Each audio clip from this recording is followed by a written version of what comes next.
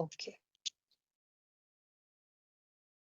आज today is also the तिरुभाव तिथि of Ishwarpuri.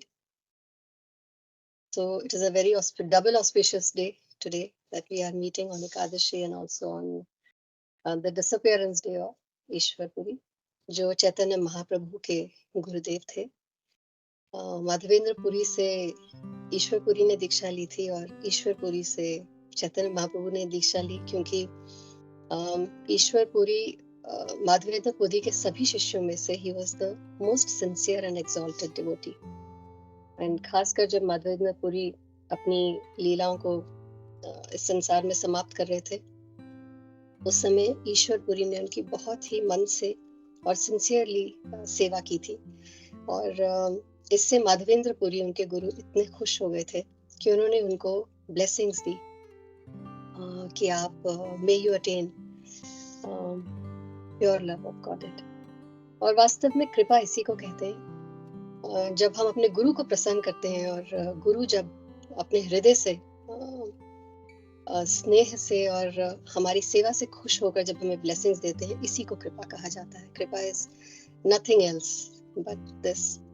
और उनके इसी भाव को देखकर चैतन्य महाप्रभु ने उनसे दीक्षा लेने की का डिसीजन लिया. तो वी कैन इमेजिन कि कितनी एक्सॉल्टेड पोजीशन है ईश्वरपुरी की. So I wish all of you also a very happy Ekadashi and Tirubhav Divas of this great Vaishnava Acharya. In fact, उनके जन्म स्थान को चैतन्य डोबा बोलते हैं. चैतन्य का डोबा, डोबा मतलब पौंड बंगाली में. और उस जगह को ये नाम इसलिए मिला क्योंकि चैतन्य महाप्रभु आउट ऑफ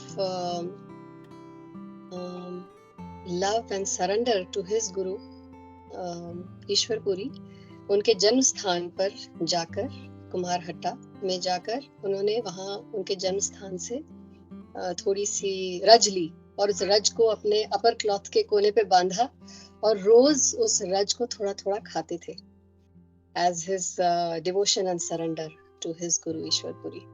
तो महाप्रभु के जाने के बाद उनके जो फॉलोअर्स थे उन्होंने भी जाकर ये शुरू कर दिया. और इतने सारे भक्त जब वहां पे पहुंच गए और सबने थोड़ी थोड़ी रज ली, तो वहां पे एक कुंड जैसा खड्डा हो गया जिसको डोबा कहते हैं. और विथ टाइम उसमें पानी भर गया, तो अब उनके जन्म स्थान को चैतन्य डोबा भी कहा जाता है.